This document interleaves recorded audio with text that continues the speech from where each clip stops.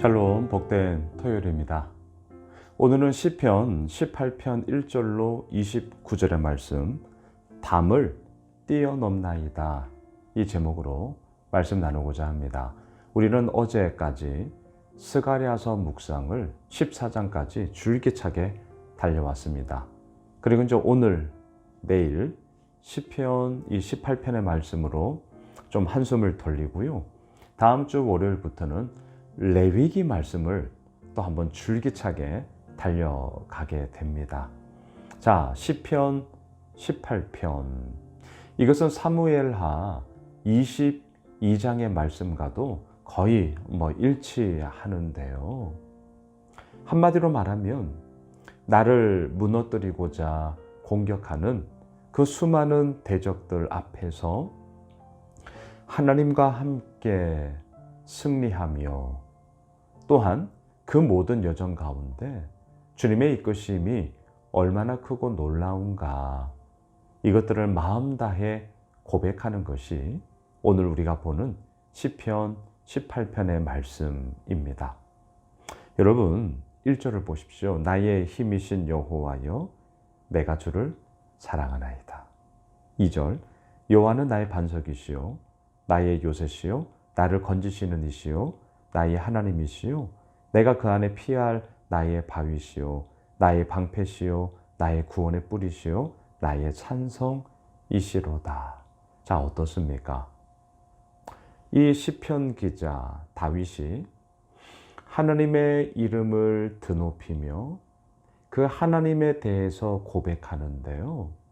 너무나 많은 이름을 가지고 힘이 된다, 반석, 요새, 건지시는 이, 또한 피할 나의 바위, 방패, 구원의 뿔, 산성, 이런 용어들을 하나님의 그 이름 앞에 계속해서 서술을 하고 있습니다.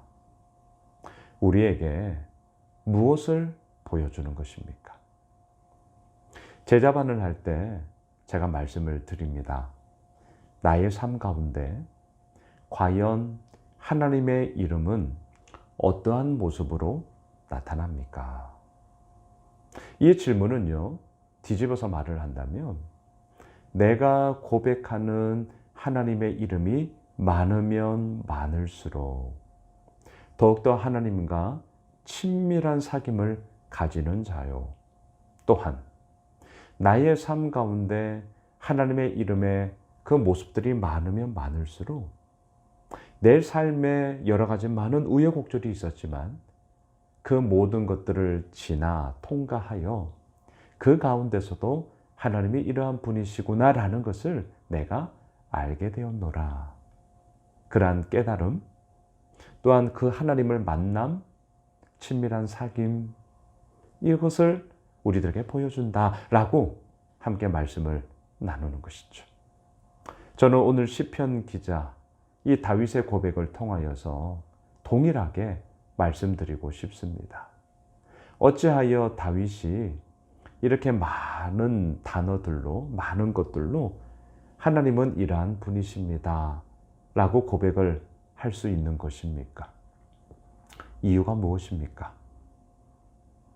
그만큼 다윗의 삶에 여러 가지 많은 우여곡절이 있었다라는 것이죠. 한번 예를 들어 보십시오. 내가 피할 바위다, 나의 방패다, 나의 요새다, 나를 건지시는 이시다. 어떠한 이미지입니까? 사방팔방에서 나를 해하고자 공격하는 자들의 이야기가 많이 있었구나. 방패를 왜 이야기하는 것입니까? 칼과 창으로 나를 공격하는 이가 있으니까요. 하나님은 나를 건지시는 이십니다. 왜 이 이야기를 하시는 것입니까? 건짐을 받아야만 내가 살 수 있는 그러한 삶의 형편이 다윗에게 있었기 때문이죠. 나의 피할 바위다, 피할 일이 있었다라는 것 아니겠습니까? 여러분, 나의 삶 가운데 과연 하나님의 이름은 어떠한 모습으로 나타나고 있습니까? 저는요, 한 몇 주 전부터 제가 말씀을 드렸어요.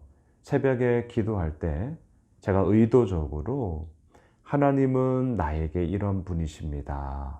라는 고백을 하면서 한 1, 2분간 하나님에 대해서 묵상을 하며 제가 개인 기도 시간을 이어나가고 있습니다.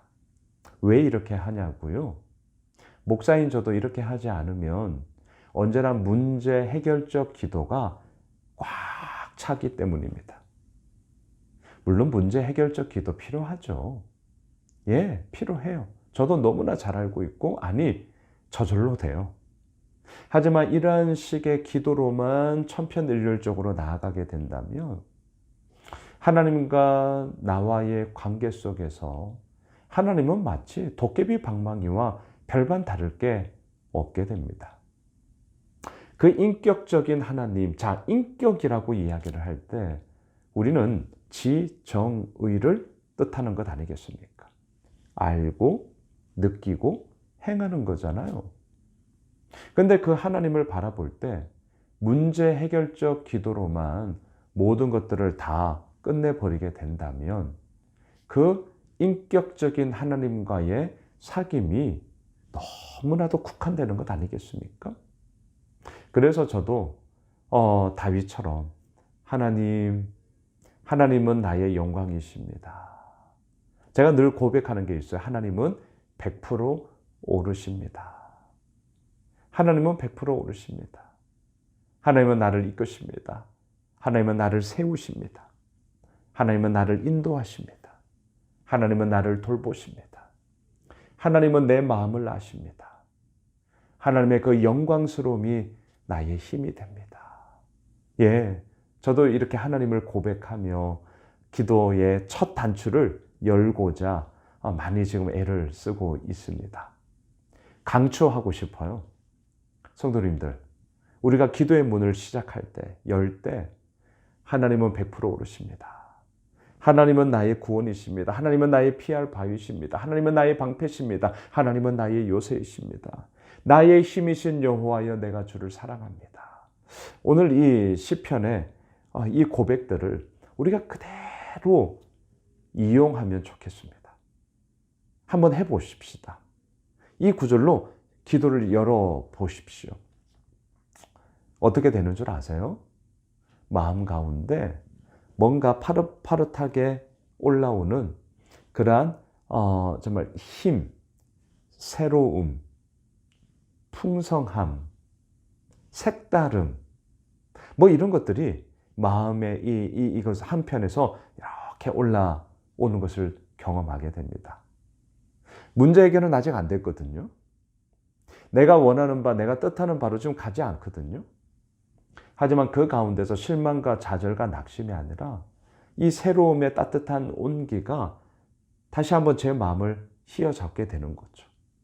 단단하게 잡는 것이죠. 소위 맷집 있게 우리를 그렇게 다듬는 것입니다. 저는 오늘 이 본문을 통하여서 하나님과 나와의 관계 속에서 과연 나는 어떠한 고백으로 주님을 부를 수 있는가? 선포할 수 있는가? 고백할 수 있는가? 우리 한번 해보십시오. 자, 이런 가운데 오늘 마지막 29절과 연결해 볼까요? 29절을 보십시오. 내가 주를 의뢰하고 적군을 향해 달리며 내 하나님을 의지하고 담을 뛰어넘나이다. 제가 오늘 말씀의 제목, 담을 뛰어넘나이다. 담, 우리를 가로막고 있는 것입니다. 장애물이에요. 이 담을 뛰어넘기 위해서는 많은 수고로움이 따릅니다. 하지만 그것이 뛰어넘어야 할 담이라면 우리는 그 담을 뛰어넘어야만 합니다. 그래야만 그 너머에 있는 또 다른 것들이 우리들의 삶 가운데 실제가 되기 때문인 것이죠. 내가 하나님을 의지하고 하나님을 의뢰하여 그 담을 뛰어넘나이다. 사랑하는 예수 오미실 가족 여러분, 정말 살면서 많은 담이 있어요.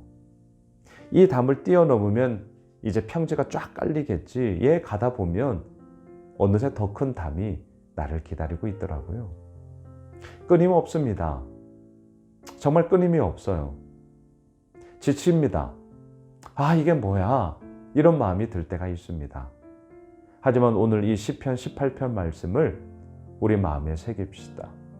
그 가운데서도 하나님께서 이루어 나가시는 은혜가 얼마나 큰가. 이것들을 우리가 주님 앞에 고백하며 나아갑시다.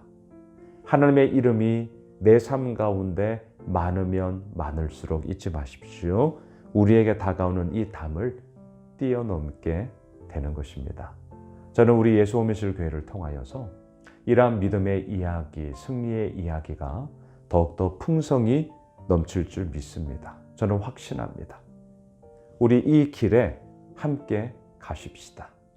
그리고 그 가운데서 이루어 나가시는 아버지의 은혜가 얼마나 큰지를 또한 마음껏 누리게 되어지는 담을 뛰어넘는 우리 모든 믿음의 가족들이 되시길 주님의 이름으로 축복합니다. 기도합시다. 주님, 담을 뛰어넘습니다. 왜요? 하나님이 나의 힘, 나의 능력, 나의 피난처, 나의 요새, 나의 방패 100% 오르신 하나님이 나와 함께 하고 계시기 때문입니다. 주님, 그 주님을 의지하여 담을 뛰어넘사오니 주여 그 너머에 있는 하나님의 역사하심을 우리 가운데 마음껏 허락하여 주옵소서. 예수님의 이름으로 기도드리옵나이다. 아멘. 오늘 말씀 붙잡고 드디어 내일 한마음 축제 2일입니다. 여러분, 내일은 온가족 연합 예배로 오전 10시에 우리가 예배를 드립니다. 예배 시간 꼭 기억해 주시고요. 10시 우리 다 함께 모여서 예배, 영광스러운 예배 함께 드리고요. 또한 우리 수원여대 해랑 캠퍼스로 옮겨서 준비된 한마음 축제를 통하여서 즐겁고 행복하고 감사한 시간을 마음껏 누렸으면 좋겠습니다. 위에서 기도해 주십시오. 함께 기도하겠습니다.